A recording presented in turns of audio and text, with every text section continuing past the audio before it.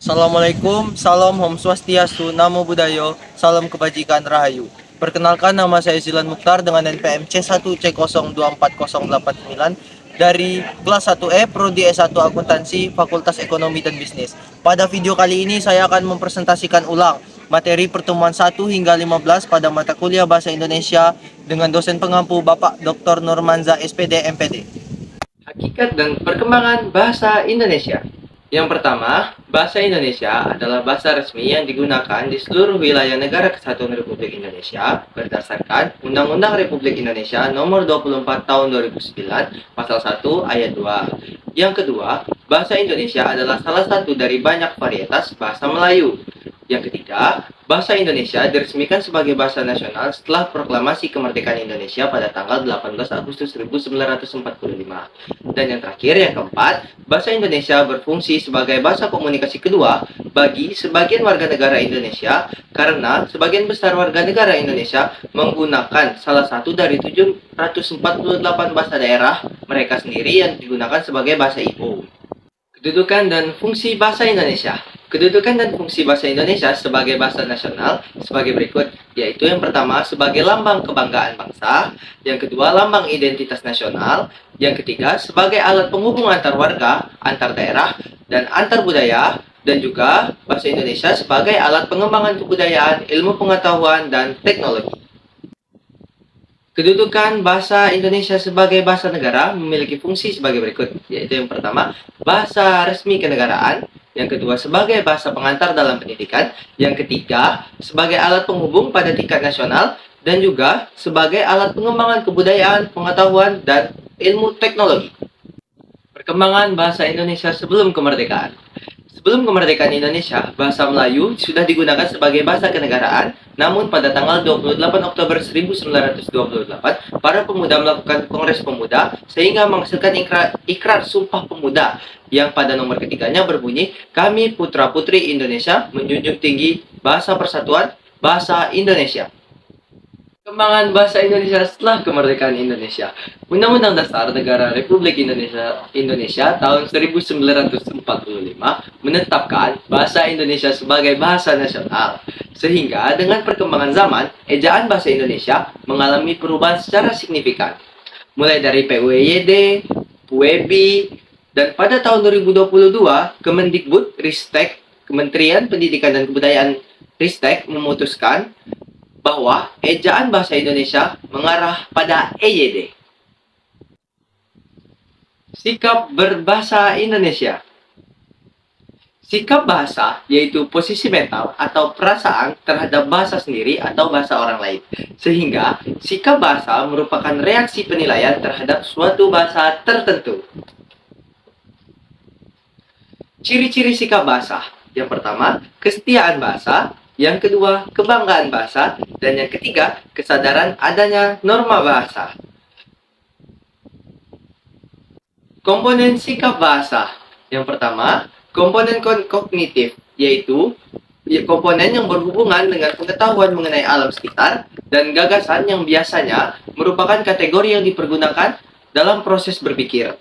Yang kedua, komponen afektif, yaitu komponen yang menyangkut masalah penilaian baik, suka atau tidak suka, terhadap sesuatu atau suatu keadaan, maka orang itu dikatakan memiliki sikap positif, jika sebaliknya disebut memiliki sikap negatif.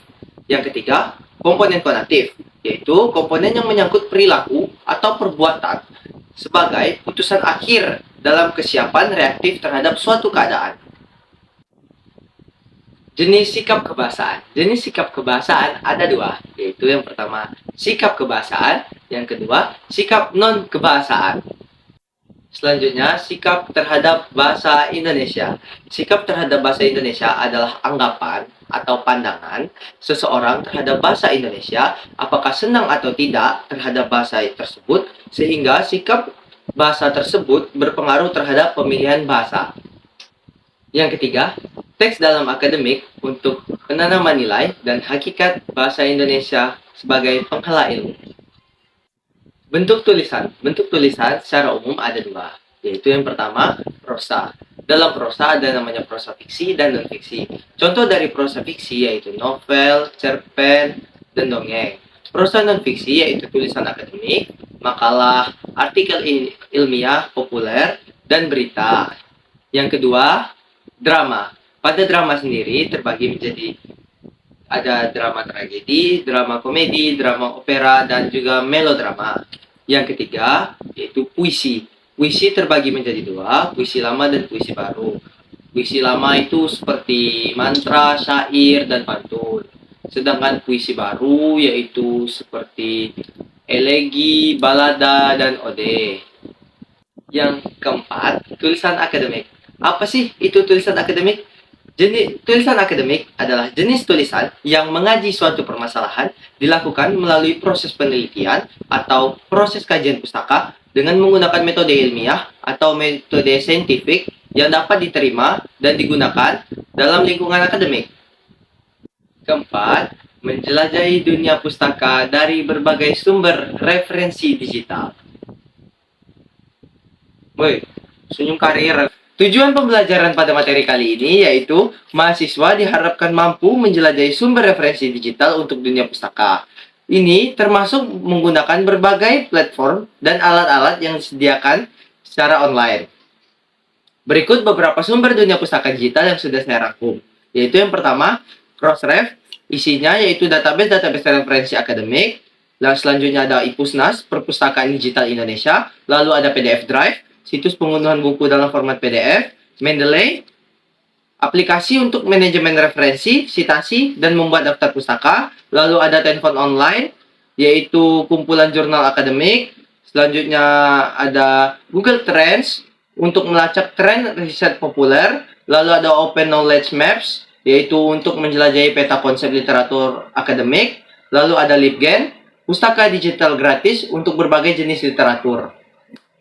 Nah, kita masuk ke Mendeley nih. Jenis-jenis Mendeley yaitu yang pertama ada Mendeley Desktop. Mendeley Desktop ini adalah versi Mendeley offline yang menyimpan file PDF di hard disk lokal. Lalu ada Mendeley Reference Manager, yaitu versi Mendeley berbasis web yang memerlukan koneksi internet untuk menggunakannya. Nah, yang ketiga ada Mendeley Web, yaitu platform untuk mengelola referensi secara online dan berbagi kolega. Fitur utama Mendeley. Fitur utama Mendeley meliputi membuat citasi dan daftar pustaka secara otomatis, lalu mengelola referensi dan berbagi dengan rekan penelitian, lalu ada memantau statistik unduhan dan pembacaan referensi oleh pengguna lain. Contoh penggunaan Mendeley dalam karya tulis ilmiah yaitu kutipan dari berbagai sumber digital ditunjukkan dalam bentuk citasi dan daftar pustaka yang dibuat secara otomatis melalui Mendeley. Yang kelima, presentasi ilmiah. Presentasi ilmiah adalah keterampilan berbicara atau komunikasi secara lisan di depan umum untuk menyampaikan gagasan atau pendapat seperti hasil penelitian, pemikiran hasil temuan untuk disampaikan kepada orang lain. Berikut komponen presentasi ilmiah, yaitu ada media sebagai slide bahan atau poster, lalu ada komunikator, orang yang memberikan pesan, lalu ada audiens, orang yang menerima pesan. Alur presentasi. Alur presentasi yaitu yang pertama dimulai dari pembuka, yaitu berisi gambaran topik dan tujuan presentasi, lalu isi, berisi poin utama atau ide hebat dari hasil penelitian. Yang ketiga yaitu terakhir, penutup, yaitu berisi kesimpulan dan pernyataan penutup. Ada pula hal-hal yang perlu dipersiapkan dan diperhatikan dalam presentasi ilmiah, yaitu yang pertama, presentasi berupa PowerPoint atau Canva yang berisikan deskripsi, angka, tabel, dan gambar. Lalu, kinesik atau gerak. Selanjutnya ada performance kita, bahasa yang santun. Lalu ada representatif, bahan makalah, suara. Suara itu meliputi volume, nada, intonasi, dan lain-lain. Lalu, di saat ada orang yang bertanya, kita harus memberikan jawaban yang logis. Selanjutnya yaitu ada kebutuhan audiens. Penyusunan laporan kegiatan. Proposal kegiatan. Apa sih itu proposal kegiatan? Proposal kegiatan adalah sebuah rencana yang dituangkan dalam bentuk rancangan kerja tertulis. Proposal kegiatan dibuat sebelum suatu kegiatan dilaksanakan untuk mendapatkan izin atau juga mencari sponsor acara. Tujuan dibuatnya proposal kegiatan yaitu dibuat untuk ditujukan kepada pihak-pihak yang terkait dengan kegiatan yang akan dilaksanakan, seperti untuk meminta izin, kita melakukan kegiatan di sekolah, kita meminta izinnya ke wakakesiswaan gitu, kita tunjukkan proposal kegiatan kita ke wakakesiswaan. Lalu seperti jika kita membutuhkan dana, kita tunjukkan proposal kegiatan kita ke lembaga-lembaga sponsor seperti brand-brand teh pucuk, kartu Telkomsel, kartu Tri, AM3, dan lain-lain. Fungsi proposal kegiatan yaitu yang pertama, sebagai pengajuan rencana kegiatan untuk memenuhi program kerja. Yang kedua, sebagai pengajuan permohonan dana kepada pihak sponsor seperti yang saya bilang tadi. Dan yang ketiga, sebagai panduan resmi dalam melaksanakan teknis acara. Syarat proposal kegiatan. Tentunya proposal kegiatan memiliki syarat, yaitu yang pertama, harus memiliki unsur-unsur proposal yang tersusun secara sistematis, lalu harus dibuat dengan jelas, mudah dimengerti, dan juga logis. Lalu, jenis kegiatan yang akan dilakukan harus ditulis secara detail dan serta harus dapat direalisasikan. Yang terakhir, jika terdapat rencana anggaran atau biaya kegiatan, harus ditulis secara realistis dan akuntabel. Dalam proposal kegiatan ada pula strukturnya, yaitu yang pertama judul proposal, yang kedua ada latar belakang kegiatan, yang ketiga ada tujuan kegiatan, yang keempat peserta kegiatan, yang kelima waktu dan tempat pelaksanaan, yang keenam ketentuan-ketentuan yaitu seperti himbauan, larangan, dan peraturan dalam kegiatan tersebut atau kegiatan yang akan dilaksanakan. Yang ketujuh ada jadwal kegiatan, yang kedelapan susunan kepanitiaan seperti panitia acara, panitia konsumsi, dan lain-lain. Selanjutnya ada rencana anggaran yang dibutuhkan untuk kegiatan tersebut agar kegiatan tersebut dapat dilaksanakan, yaitu seperti agar kegiatan anggaran yang dibutuhkan selama pelaksanaan kegiatan tersebut. Lalu penutup. Pada pertemuan ke-9, kita membahas materi tentang melaporkan dan mempresentasikan hasil kegiatan, yaitu seperti kelompok saya kemarin mempresentasikan hasil kegiatan kami, yaitu tentang panduri, pancake durian. Lalu pada pertemuan 10 dan 11, kita membahas tentang cara mendesain proposal penelitian di bidang akuntansi dengan jumlah halaman sekitar 10-20 halaman menggunakan kertas A4, spasi 1,5, huruf Time News Roman, dan margin 2,5 cm. Dengan sistematikanya yaitu yang pertama susunannya halaman judul, prakata, daftar isi, bab 1 pendahuluan. Bab 1 ini ada isinya, yaitu latar belakang, ruang lingkup penelitian, rumusan masalah, tujuan penelitian, manfaat penelitian, dan definisi operasional. Lanjut kepada sistematika yang kelima, yaitu bab 2 berisi kerangka teoritik dan kerangka berpikir. Pada sistematika ke-6 berisi metodologi penelitian. Ya, pada sistematika ke-7 berisi daftar pustaka, dan ke-8 lampiran-lampiran. Nah, pada pertemuan 12 dan 13 kami langsung melaporkan dan mempresentasikan hasil kegiatan, yaitu pada pertemuan 9 tadi kami hanya membahas materinya, sedangkan pada pertemuan 12 dan ke-13 itu langsung melaporkan dan mempresentasikan. Lanjut, pada pertemuan 14 dan 15 membahas materi tentang menulis dan mempresentasikan artikel ilmiah dari hasil laporan penelitian. Penelitian merupakan suatu usaha menyelidiki secara sistematis masalah tertentu melalui pengumpulan, pengolahan, analisis, dan penyimpulan data berdasarkan pendekatan, metode, dan teknik tertentu untuk menjawab suatu permasalahan yang teliti dengan metode ilmiah. Pada proses penelitian, terdapat beberapa metode penelitian yang merupakan prosedur atau langkah-langkah dalam mendapatkan pengetahuan ilmiah atau ilmu dengan cara ilmiah yang terdiri dari rasional, empiris, sistematis, valid, dan reliable. Adapun ciri-ciri penelitian yang baik yaitu bermanfaat bagi kebaikan, mengandung nilai kebaruan, menggunakan prosedur penelitian yang ilmiah dan dapat dipertanggungjawabkan, data disajikan dalam bentuk deskripsi, tabel, diagram, dan gambar, orisinil, dan tidak mengandung plagiasi. Bisa dipublikasikan dan diakses dalam bentuk jurnal, proceeding, buku, dan lainnya. Siklus proses penelitian, metode ilmiah yaitu pelaporan dan evaluasi, identifikasi permasalahan penelitian, tinjauan kepustakaan, analisis dan interpretasi data, pengumpulan data, penetapan maksud penelitian. Metode penelitian mengalami pengembangan, yaitu metode kuantitatif dilakukan dengan menguji atau membuktikan teori, metode kualitatif dilakukan dengan cara menghasilkan atau mengembangkan teori.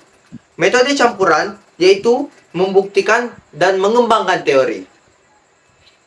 Pada pertemuan ini juga, kita membahas artikel ilmiah, hasil penelitian yang berupa ringkasan hasil penelitian yang disusun dengan sistematika bahasa yang menarik dan dengan gaya selingkung jurnal yang dituju. Teknik menulis karya ilmiah adalah dengan cara mengikuti kaidah ilmiah dan menggunakan bahasa yang ditulis yang benar dan baku.